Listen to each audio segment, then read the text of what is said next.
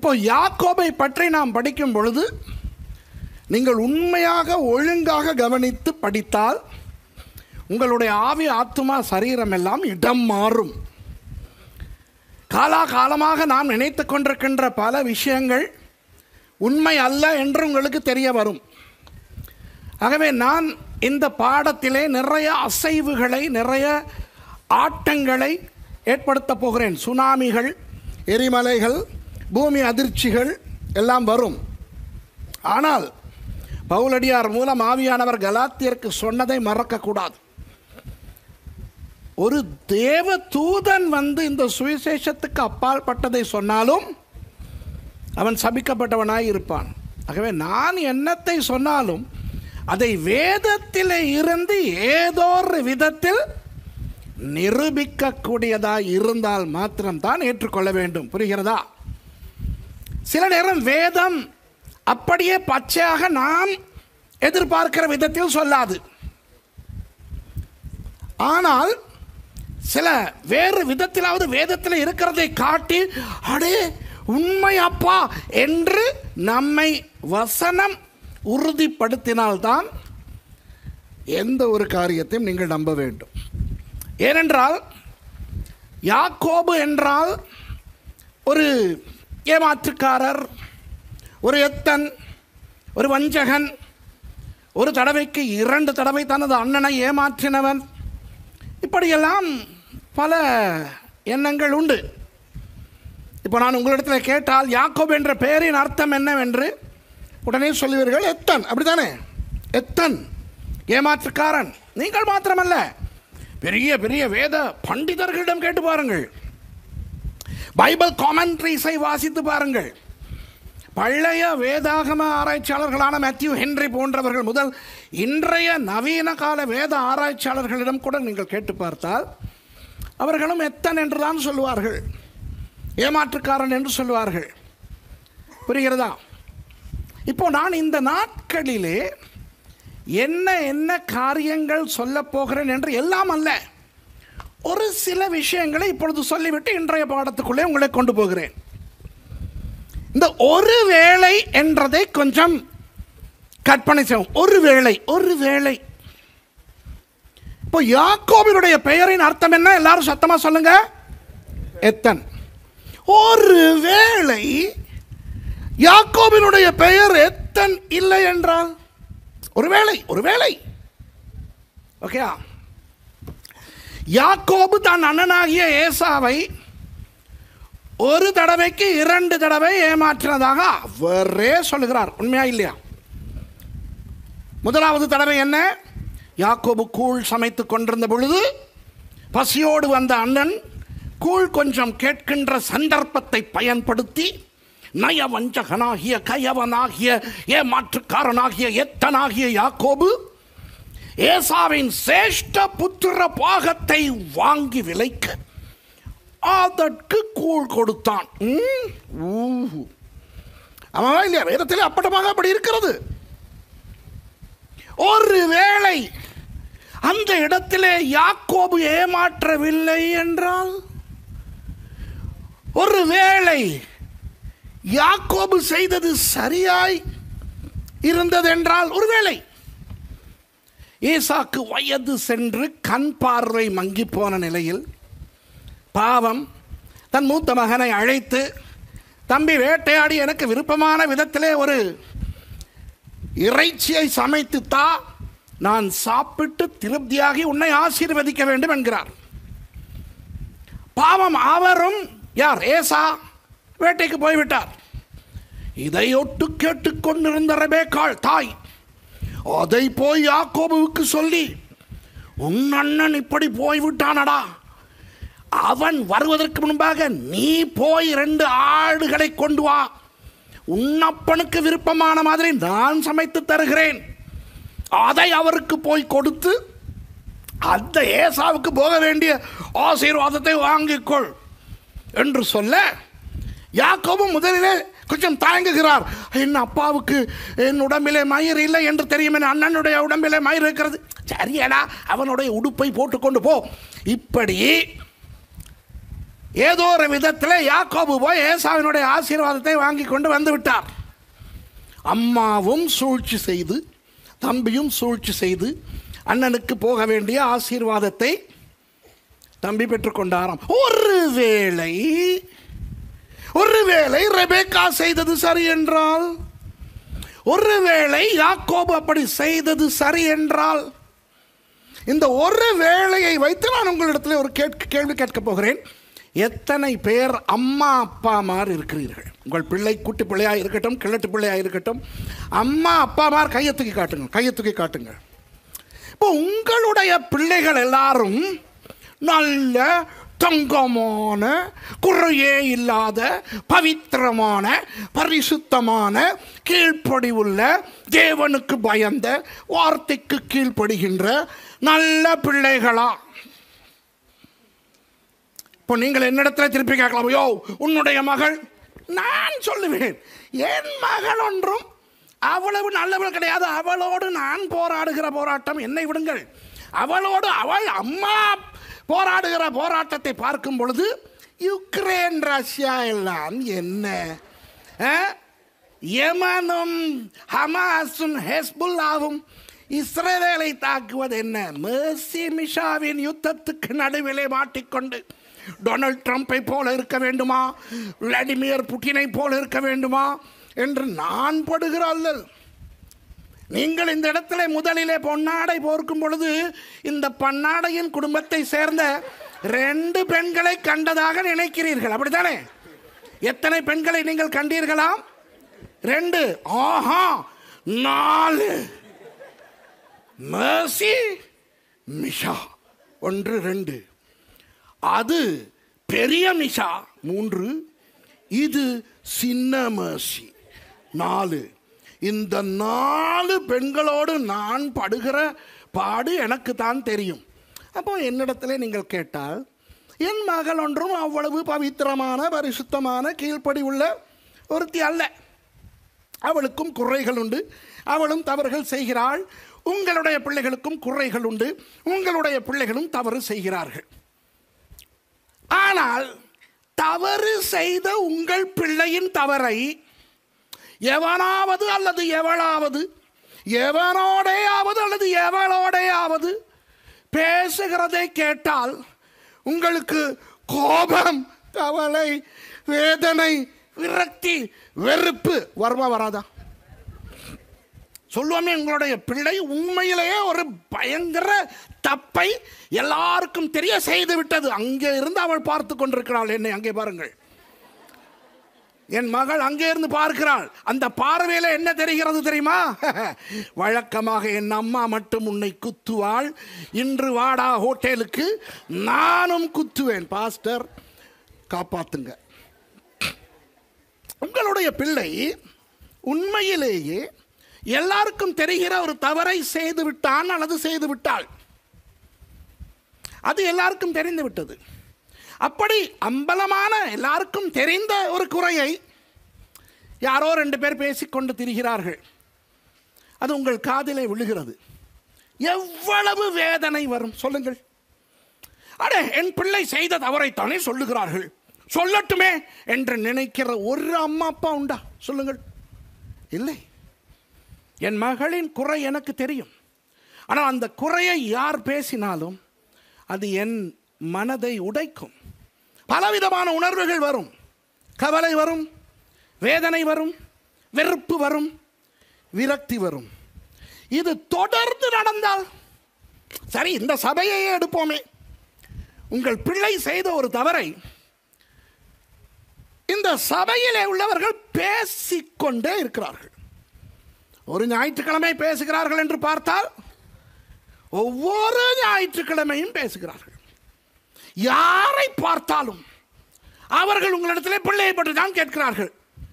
இப்போ உங்களுடைய பிள்ளை திருந்தி ஆயிட்டா எவ்வளவு கவலையாக இருக்கும் இல்லையா? அவங்க கேட்கும்போது மூஞ்சில் குத்தணு மாதிரி வருமா இல்லையா? சரி, தொடர்ந்து உங்கள் பிள்ளை செய்த தவறை சபையிலே பேசிக்கொண்டே இருக்கிறார்கள். என்ன தீர்மானிப்போம் தெரியுமா? இனி நான் இந்த சபைக்கு போக மாட்டேன். தீர்மானிப்பீங்களா இல்லையா? என்னடா இது, விடுகிறார்கள் இல்லையே. இப்போ இன்னொரு கேள்வி கேட்கிறேன்.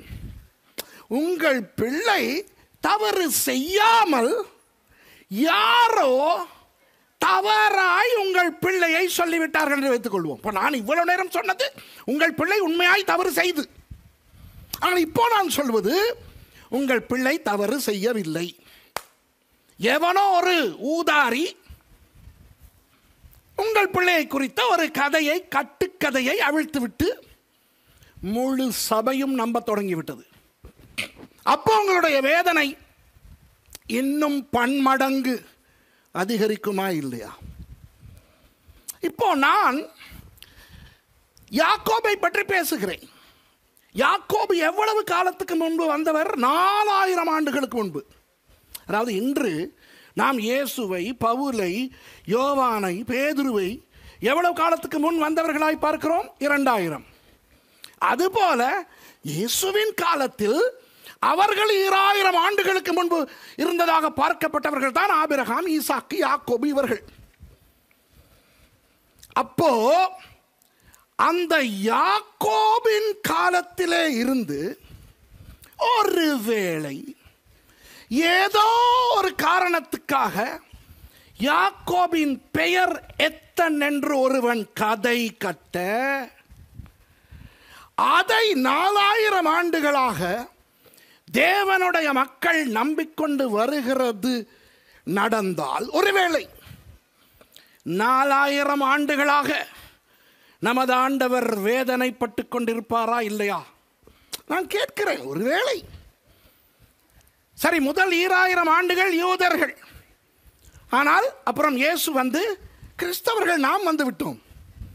கடந்த 2000 ஆண்டுகளாக கிறிஸ்தவர்களும் அந்த யாக்கோபை எத்தன் எத்தன் எத்தன் ஏமாற்றுக்காரன், வஞ்சகன் என்று நாம் சொல்லிக்கொண்டு வருவது உண்மை இல்லை என்றால் தேவனுடைய மனம் எவ்வளவு புண்படும் யோசித்து பாருங்கள். ஒருவேளை புரிகிறதா நான் சொல்லுவது?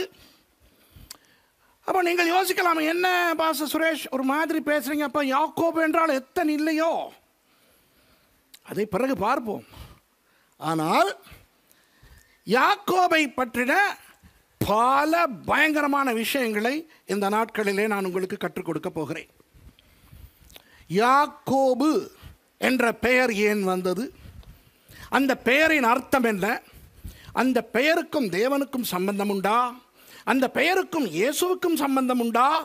அந்த பெயருக்கும் நமக்கும் சம்பந்தம் உண்டா என்றெல்லாம் நான் சொல்லிக் கொடுப்பேன். அது ஆறுதலாய் வரட்டும், நாளை மறுதினம் அவசரம் இல்லாமல் வரட்டும். அப்புறம் அந்த யாக்கோபு கூழ் சமைத்தாரே, ஏன் அந்த கூழை அண்ணனுக்கு கொடுப்பதற்கு விலை பேசினார்? அது என்ன கூழ்? அந்த கூழ் இன்றும் இஸ்ரவேலில் இருக்கிறதா? ருசியாய் இருக்குமா? இதையெல்லாம் பார்ப்போம். ஏசா கூழ் மட்டும் தான் கேட்டார், யாக்கோபு கூழோடு அப்பத்தையும் கொடுக்கிறார். ஏனென்று பார்ப்போம். இப்போ ஆதியாகமம் 25வது அதிகாரத்திலே அந்த கூழ் சமாச்சாரத்தை சும்மா ஞாபகப்படுத்துவோமே, எல்லாருக்கும் நன்றாய் தெரியும். அந்த கூழ் சம்பவத்தை வாசிக்கும் பொழுது யாக்கோபின் மேல் நமக்கு கோபம் வராவிட்டால் நாம் உணர்வு உள்ளவர்களே அல்ல. கூழ் சமைத்துக் கொண்டிருக்கிறார். ஏசா வெளியிலிருந்து களைத்து போய் வருகிறான். தம்பி, அந்த சிவப்பான கூழிலே எனக்கு கொஞ்சம் தா என்கிறான். அவன் கூழ் கேட்டபடினாலே அவனுடைய பெயரே மாறுகிறது ஏதோம் என்று.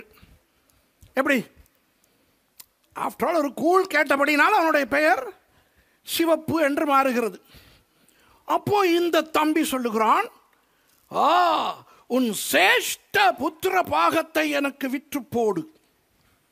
அப்போ அண்ணன் சொல்லுகிறான், ஐயோ நான் சாக போகிறேனடா, எனக்கு சேஷ்ட புத்திர பாகம் என்னத்துக்கு, கூழைத்தா.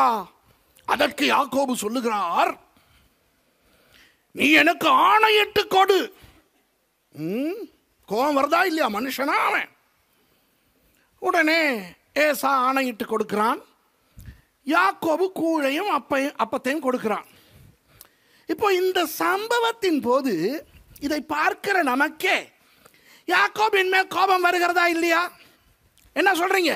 கோபம் வருகிறது, அவர் அப்படி செய்திருக்க கூடாது என்று எண்ணுகிறவர்கள் கையை தூக்கிட்டு கை கீழே போடுங்க. இப்போ தான் கேள்விப்பட்டோம் பேண்ட்ரி கபடில் கை தூக்குறீங்கன்னு. இவ்வளவு காலம் நானும் பேண்ட்ரி கபடெல்லாம் பார்த்துருக்கேன், அந்த எண்ணமே வரல. பாச சுரேஷ் சொன்ன பிறகு தான் எனக்கும் பட்டுச்சு. ஆமாம், இல்லை தேயிலை எடுக்கிறோம், காஃபி எடுக்கிறோம், கராம்பு எடுக்கிறோம், அதை எடுக்கிறோம், இதை எடுக்கிறோம். ஆனால் இங்கே கைகளை தூக்குங்கள், உயர தூக்குங்கள். எப்படி எப்படி இருக்கும் பேண்ட்ரி கபட் மேலே நின்று? அப்போ நமக்கே கோபம் வருகிறதே, ஆண்டவருக்கு கோபம் வந்திருக்காதா? ஆனால் நீங்கள் ஆதியாகமம் 25 பார்த்தால் ஏசாவை திட்டுகிறார். இப்படியாக அவன் ஏசா தன் சேஷ்ட புத்திர பாகத்தை அலட்சியம் செய்தான் என்று அவனை திட்டுகிறார், யாக்கோபை திட்டவில்லை. ஓ லாலா. ஓகே, இதெல்லாம் பார்க்க போகிறோம். இந்த யாக்கோபை பற்றி நீங்கள் படிக்கும் பொழுது யாக்கோபின் பேரின் அர்த்தம் எத்தனல்ல என்பதனை நான் பிறகு நிரூபிக்கப் போகிறேன். யாக்கோபு யாரையும் ஏமாற்றவில்லை என்று நான் நிரூபிக்கப் போகிறேன். யாக்கோபு ஒரு நல்ல பெயரோடு இருந்த தங்கமான ஒரு மனிதர் என்று நான் நிரூபிக்கப் போகிறேன். வேதத்தில் இருந்து நிரூபிக்கப் போகிறேன். அப்போதான் தேவனுடைய மனம் குளிரப் போகிறது. யோசியுங்கள், நான் ஒரு விஷயத்தை கற்பனை பண்ண சொன்னேனே அம்மா அப்பாவுக்கு. என்ன? உங்கள் பிள்ளையை குறித்து தவறாய் ஒரு கதையை யாராவது பரப்ப, அந்த கதையை எல்லாரும் நம்பி இருக்க உங்கள் மனம் வேதனைப்பட்டு கொண்டே இருக்கும். ஆனால் உங்களுக்கு உங்கள் பிள்ளையை பற்றி பேசுவதற்கு ஒரு சந்தர்ப்பமே இல்லை என்று வைத்துக் கொள்ளுங்கள்.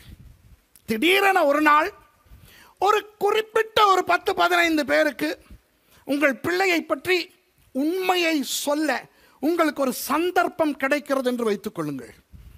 அந்த சந்தர்ப்பம் கிடைத்ததை இட்டு சந்தோஷப்படுவீர்களா இல்லையா? அப்பாடா, ஒரு குட்டி குரூப்புக்காவது என் பிள்ளையை பற்றி நான் சொல்ல எனக்கு சந்தர்ப்பம் கிடைத்ததே என்று ஆசையாய் வந்து அவர்களுக்கு நீங்கள் உண்மையை சொல்ல மாட்டீர்களா?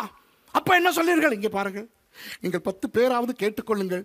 என் பிள்ளை அப்படி செய்யவில்லை, என் பிள்ளை அப்படி செய்வதாக சொன்னானே, அவன்தான் கள்ளன், இதோ ஆதாரங்கள் என்று நீங்கள் ஆதாரங்களை சமர்ப்பிக்கும் பொழுது அந்த 10 பேரும் அதை பார்த்து கொஞ்சம் கொஞ்சமாக உங்கள் பிள்ளையை குறித்து இருக்கின்ற அவர்களுக்கு இருந்த அந்த கெட்ட அபிப்பிராயத்தை மாற்றிக்கொண்டு அந்த சின்ன கூட்டம் முடியும் பொழுது உங்களை பார்த்து மன்னித்து கொள்ளுங்க ஐயா, மன்னித்து கொள்ளுங்க அம்மா, அந்த அவர்களுடைய பேச்சை கேட்டு உங்கள் பிள்ளையை தவறாய் நினைத்து கொண்டிருந்தோம், இப்போதானே தெரிகிறது உங்களுடைய பிள்ளை தங்கமான பிள்ளை அதை செய்யவில்லை என்று சொல்லும்போது உங்கள் மனம் எவ்வளவு ஆறுதல் அடையும், எவ்வளவு திருப்தியாய் அந்த ராத்திரியிலே நீங்கள் உறங்குவீர்கள். சொல்லுங்கள். முழு உலகத்துக்கும் உங்களால் நிரூபிக்க முடியாமல் போய்விட்டது, ஆனால் ஒரு 10 பேராவது உண்மையை அறிந்து கொண்டார்கள் என்ற ஒரு நிம்மதி உங்களுக்கு வருமா இல்லையா?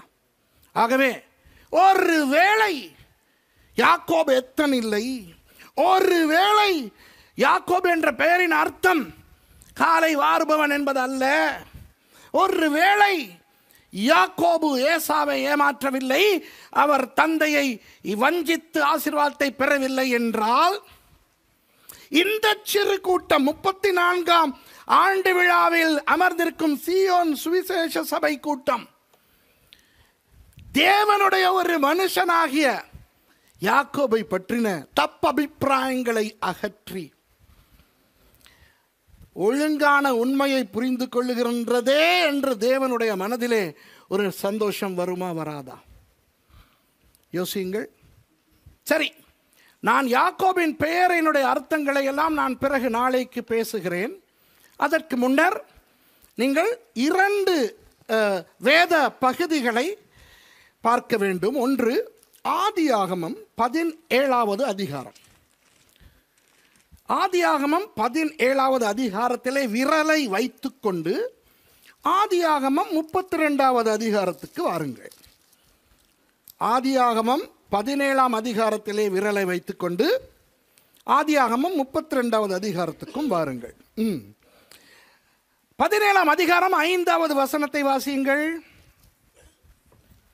இனி உன் பேர் ஆபிராம் எண்ணப்படாமல் நான் உன்னை திரளான ஜாதிகளுக்கு தகப்பனாக ஏற்படுத்தினபடியால் உன் பேர் ஆபிரகாம் எனப்படும். எல்லாரும் சத்தமா சொல்லுங்க. அவருடைய முதல் பெயர் என்ன? ஆபிராம்.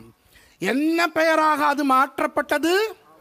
ஆபிரகாம். இப்போ ஆதியாகமம் 32 27ஐயும் 28ஐயும் வாசியுங்கள். அவர் உன் பேர் என்ன என்று கேட்டார். யாக்கோபு என்றான். அப்பொழுது அவர் உன் பேர் இனி யாக்கோபு எனப்படாமல் இஸ்ரவேல் எனப்படும். தேவனோடும் மனிதனோடும் போராடி மேற்கொண்டாயே என்றார். இந்த ஆதியாகமம் 32:28 கிட்டத்தட்ட ஆதியாகமம் 17:5 மாதிரி இருக்கிறது அல்லவா? மைக்கலிங்கம் வாசிங்க ஐயா திரும்ப அந்த 2 வசனங்களையும். 19:5 அவரை மைக்கலிங்கம் என்று நான் ஏன் அழைக்கிறேன் என்பதை தனியாக வந்து இடத்துல கேட்கவும். இனி உன் பேர் ஆபிராம் எனப்படாமல் நான் உன்னை திரளான ஜாதிகளுக்கு தகப்பனாக ஏற்படுத்தினபடியால் உன் பேர் ஆபிரகாம் எனப்படும். ஓகே, 32:28. அப்பொழுது அவர் உன் பேர் இனி யாக்கோபு என்னப்படாமல் இஸ்ரவேல் எனப்படும். தேவனோடும் மனுஷனோடும் போராடி மேற்கொண்டாயே என்றார். இந்த 2 இடத்திலும் ஆண்டவர் என்ன சொல்லுகிறார்?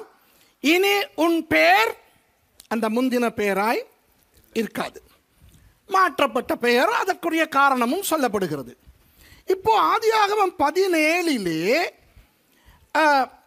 9வது வசனத்தை வாசிக்க ஆரம்பிங்கள், நான் நிறுத்தி விடுவேன். வாசிங்களே. பின்னும் தேவன் ஆபிரகாமை நோக்கி. ஸ்டாப். யாரை நோக்கி?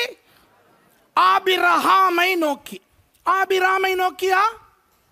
இல்லை. இப்போ 32 28 பெயரை மாற்றுகிறார். 29 வாசிங்க. அப்பொழுது யாக்கோபு. போதும். அப்பொழுது யாக்கோபு என்று வரலாமா? இப்போதானே ஆண்டவர் சொன்னார் இனி உன் பேர் யாக்கோபு எண்ணப்படாமல் என்று. இப்ப வேதத்தை எழுதுகிறவர் யார்? பரிசுத்த ஆவியானவர். யாரை கொண்டு ஆதியாகமம் புத்தகத்தை எழுதுகிறார்? மோசேயை கொண்டு.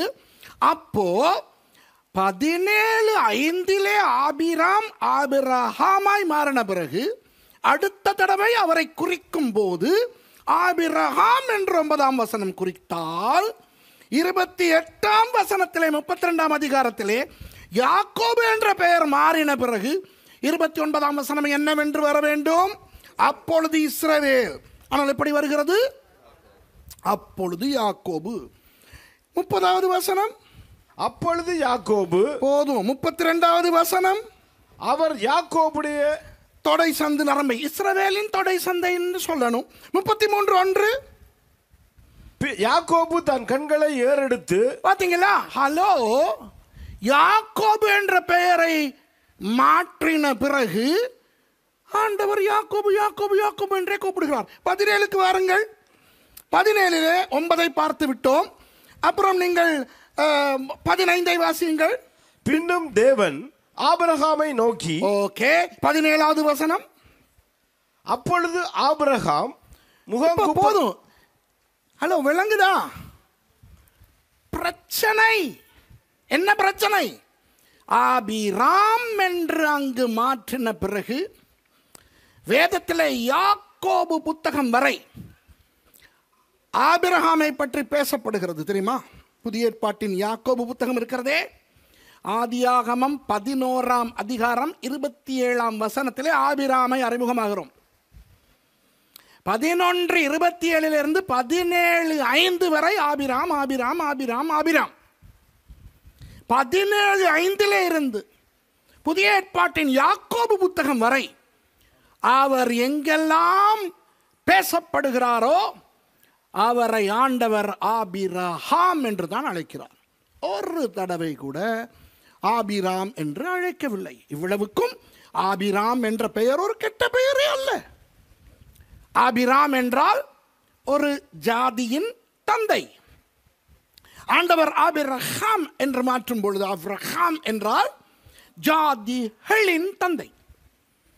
ஜாதிகளின் தந்தையை ஜாதியின் தந்தை என்று சொல்வது என்ன கெட்ட பெயரா?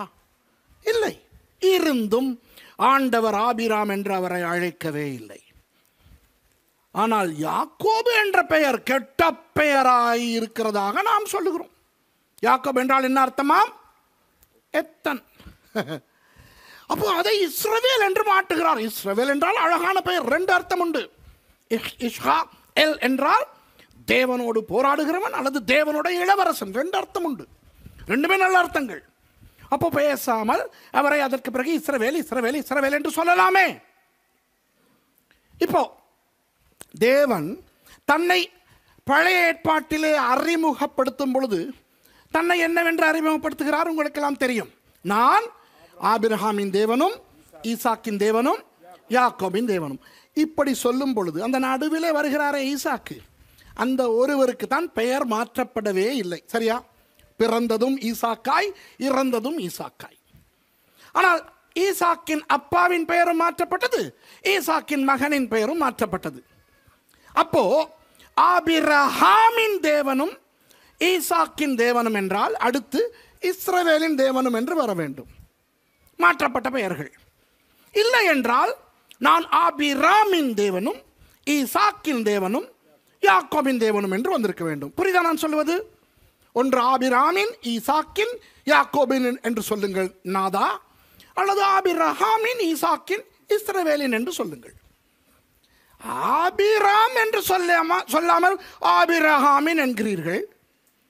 ஆனால் யாக்கோபு என்று ஏன் சொல்லுகிறீர்கள் இஸ்ரவேல் என்று சொல்லாமல்? யோசிங்க. மத்தேயு 1வது அதிகாரத்துக்கு போங்க ஐயா. மத்தேயு 1ஆம் அதிகாரம் 2வது வசனத்தை வாசிங்க. யார் ஈசாக்கை பெற்றார்? புதிய ஏற்பாட்டிலே வந்து விட்டது. போ. ஆபிரகாம் ஈசாக்கை பெற்றார். யார் ஈசாக்கை பெற்றது? ஆபிராமா ஆபிரகாமா? ஆபிரகாம். அப்போ ஈசாக்கு யாரை பெற்றிருக்க வேண்டும்? இஸ்ரவேலை. வாசிங்க.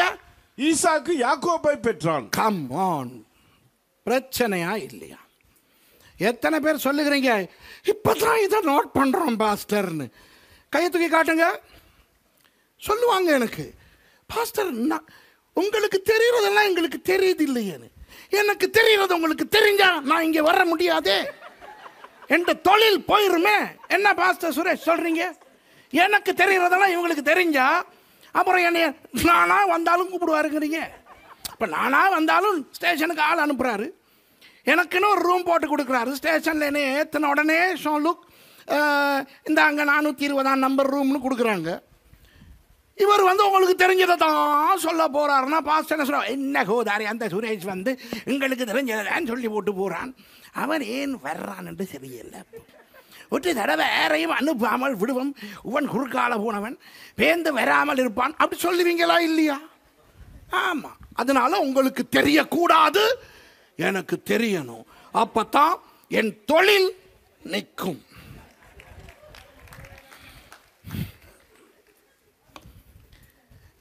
நீங்கள் பாருங்கள், எங்கு பார்த்தாலும் ஆண்டவர் ஆபிரகாமின் தேவனும் ஈசாக்கின் தேவனும் யாக்கோபின் தேவனும் என்று தான் சொல்லுகிறார். இன்று வரை அவர் யாக்கோபின் தேவன் என்று சொல்லுகிறார். ஆனால் 32 28 திரும்ப வாசிங்க. ஆண்டவர் பொய் சொல்லுகிற மாதிரி இருக்குது. அப்பொழுது அவர், உன் பெயர் இனி யாக்கோபு என்னப்படாமல். கவனிங்க, எல்லாருக்கும் தமிழ் தெரியுதா இல்லையா? இனி உன் பெயர் யாக்கோபு என்னப்படாமல். இப்படி சொன்னவர் அவரே யாக்கோபு யாக்கோபு யாக்கோபு என்கிறார். அவ்வப்போது இஸ்ரவேல் என்று சொல்லுகிறார். முதலில் வாஸ்தவமே ஏசாயா 41:14 அதிலும் என்ன சொல்லுகிறார்? யாக்கோபு எனும் சோலாவே பூச்சியே இஸ்ரவேலர் என்று சிறு கூட்டம் ரெண்டையும் சொல்றார். அப்போ அவர் இங்கே என்ன சொல்லுகிறார்? யாக்கோபு என்று எண்ணப்படாமல் என்று சொல்லுகிறார். பொய்யா இல்லையா சொல்லுங்க? ஆண்டவர் பொய் சொல்லுவாரா? அப்போ யாக்கோபு எண்ணப்படாமல் என்று எழுதியிருக்கிறதே. ஆண்டவர் பொய் சொல்ல மாட்டார்.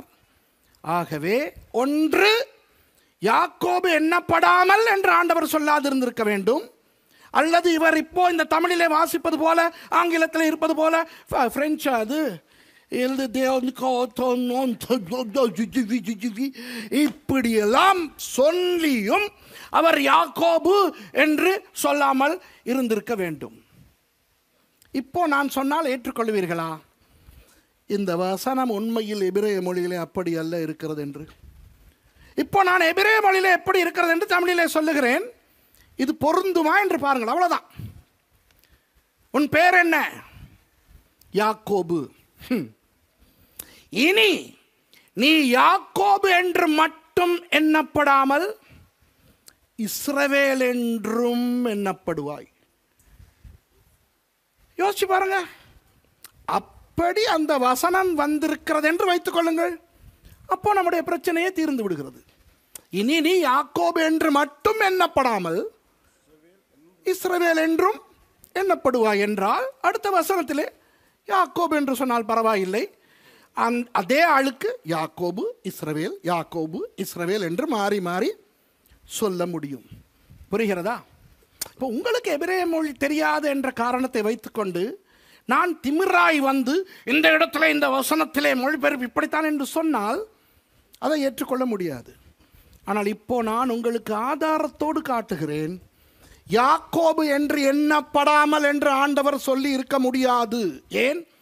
அதற்கு பிறகு ஆண்டவர் தொடர்ந்து யாக்கோபு யாக்கோபு என்று ஏன் சொல்ல வேண்டும்? அது புரியுதா உங்களுக்கு? அப்படியானால் யாக்கோபு என்ற பெயர் கெட்ட ஒரு பெயராய் இருந்திருந்தால் ஆண்டவர் அந்த ஒரு கெட்ட பெயரின் தேவன் என்று தன்னை பெருமையாய் சொல்லிக்கொள்ள விரும்புவாரா? இன்னும் கொஞ்சத்திலே முடிக்க போகிறேன். இந்த யாக்கோபு எத்தன், யாக்கோபு வஞ்சகன், யாக்கோபு ஏமாற்றுக்காரன் என்று முழு யூத சமூகமும் கிறிஸ்தவ சமூகமும் 4000 ஆண்டுகளாக 2000 ஆண்டுகளாக நம்பிக்கொண்டு வருகிறதே. ஏன் என்று சொல்லவா? ஏன் என்று சொல்லவா? இப்போ உங்களிடத்தில் கேட்டால், ஆம் யாக்கோபு எத்தன் என்று யார் சொன்னது? அது அந்த பாஸ்டர் சொன்னவர். அவரிடத்தில் கேட்டால் உங்களுக்கு யார் சொன்னது? அது நான் ரட்சிக்கப்பட்ட ஆரம்பத்திலேயே அந்த பாஸ்டர் சொன்னவர். அவரிடத்தில் கேட்டார் உங்களுக்கு யார்? இப்படி இப்படி இப்படி இப்படி இப்படி போய் கடைசியில் எங்கு வந்து நிற்போம் தெரியுமா?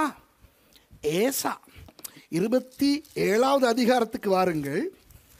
அங்கே ஈசாக்கும் ஏசாவும் என்ன சொல்லுகிறார்கள் என்று பாருங்கள். 35வது வசனத்தை வாசியுங்கள். ஈசாக்கு சொல்லுகிறார் தன் மகனை பார்த்து. அதற்கு அவன் என்றால் ஈசாக்கு. அதற்கு அவன், உன் சகோதரன் தந்திரமாய் வந்து உன்னுடைய ஆசீர்வாதத்தை பெற்றுக்கொண்டான் என்றான். அப்போ ஈசாக்கு தன் மகனை குறித்து நற்சாட்சி சான்றிதழ் கொடுக்கிறார். அண்ணனிடத்தில் தம்பியை பற்றி சொல்லுகிறார், அண்ணே ஏசா எனக்கு பார்வை இல்லடா, எனக்கு வயது போயிருது, உன் தம்பி தந்திரமாய் வந்து. விளங்குதா? இதை சொன்னவர் யார்? ஈசாக்கு. அடுத்த வசனத்தை பாருங்கள், ஏசா என்ன சொல்லுகிறான் என்று. அப்பொழுது அவன், அதாவது ஏசா, அப்பொழுது அவன் பேர் யாக்கோபு எண்ணப்படுவது சரியல்லவா?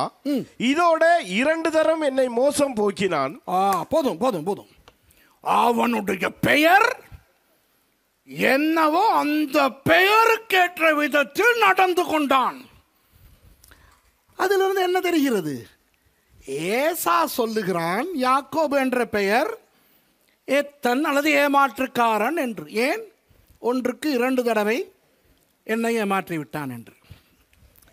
யார் இதை சொல்லது? இப்போ இன்றைக்கு நீங்கள் யாக்கோபு என்றால் எத்தன் என்கிறீர்களே, அந்த அர்த்தத்தை முதல் மொழிந்தது யார்? ஏசா. பைத்தியக்காரர்களை கண்டிருக்கிறீர்களா? பைத்தியக்காரர்களை, விசரர்களை கண்டிருக்கிறீர்களா?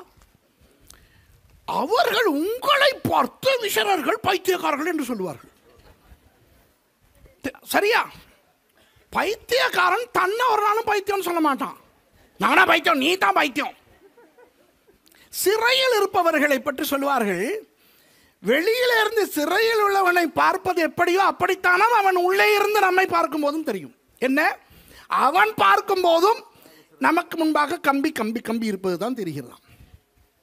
அப்போ யாக்கோபு என்ற பெயருக்கேற்ற விதத்தில் ஏமாற்றினான் என்று ஒருவர் அர்த்தம் சொல்லுகிறாரே, அவர் எவ்வளவு பெரிய பரிசுத்தவான்? பச்சை கள்ளன் ஏசா. அப்போ அந்த கள்ளன் சொன்னதை ஆயிரக்கணக்கான ஆண்டுகளாக நம்பிக்கொண்டு யாக்கோபு என்றால் எத்தன், யாக்கோபு என்றால் எத்தன் என்று சொல்லுகிறோமே, ஒரு வேளை அப்படி இல்லை என்றால் ஆண்டவருக்கு எவ்வளவு கவலையாயிருக்கும். சரி, யாக்கோபு என்ற பெயர் ஏன் வந்தது? மூத்த பிள்ளை ஒரு சிவந்த மேனியுள்ள உடம்பிலே ரோமம் நிறைந்த பிள்ளையாய் வந்தது. உடனே எசாவ் என்று பெயர் வைத்தார்கள். அதற்குரிய அர்த்தம் நான் முன்பு சொல்லியிருக்கிறேன், மயிரழகன். ஏசா என்றால் என்ன? மயிரழகன். இரண்டாவது பிள்ளை முதல் பிள்ளையினுடைய குதிங்காலை பிடித்து கொண்டு வந்ததாம். உடனே யாக்கோபு என்று பெயர் வைத்தார்கள். அதனுடைய அர்த்தம் என்ன? குதிங்காலை பிடித்து கொண்டு வருவது. இப்போ உங்களுக்கு நான் ஒரு பிறைய சொல்லிக் கொடுக்க போகிறேன். அது எப்படி தொடங்குகிறது என்றால் என்று தொடங்கும். அதாவது ஈன்னு வரக்கூடாது. ஓகே, சொல்லுங்க. என்றால் எபிரேய மொழியிலே காலை பற்றுதல் என்ற அர்த்தம். ஆனால் இக்கோவுக்கு முன்பு யாக்கோவ் என்று வருகிறது. அப்போ குதிங்காலை பிடிப்பவன் என்று அவர்கள் யாக்கோபு என்று பெயர் வைத்தது பாதி சரி. மீதி என்ன? நாளை சொல்லுவேன். புரியுதா? ஃபர்ஸ்ட் அங்கே 8:10 காட்டுது. அது வேலை செய்தா? டைம் போயிடுச்சு மாதிரி இருக்கு இல்லையா? என்ற தெய்வமே, அந்த அந்த கிளாக்கை பார்த்துக்கிட்டு இருக்கேன், என்னடா நேரம் நின்று விட்டதே என்று. சரி, நான் முடிக்கிறேன். சரியா? யாக்கோபு என்ற பெயரின் மிகுதி அர்த்தம் என்ன? காலை பிடிப்பவன் என்பது பாதித்தான். அதற்கு முன்னே யா என்று வருகிறது. அதனுடைய அர்த்தம் என்ன? அப்போ அவருடைய முழு பெயரின் அர்த்தம் ஏதாவது ஒரு பயங்கரமான நல்ல ஒன்றாக இருக்குமோ? அவர் சமைத்த அந்த கூழின் மர்மம் என்ன? இதையெல்லாம் இந்த நாட்களிலே நாம் பார்க்க போகிறோம். யாக்கோபை பற்றி படித்து முடிக்கும் பொழுது உங்களுக்கு ஒரு பெரிய வெளிப்பாடு, ஒரு பெரிய ஆசீர்வாதம் கிடைக்கும். அப்போது நீங்கள் என்ன தெரியுமா சொல்லுவீர்கள்? சொல்லிவிட்டு இறங்குகிறேன். நீங்கள் சொல்லுவீர்கள், தேவன் எனக்கு யாக்கோபாய் இருக்கிறார் என்று சொல்லுவீர்கள். God bless you.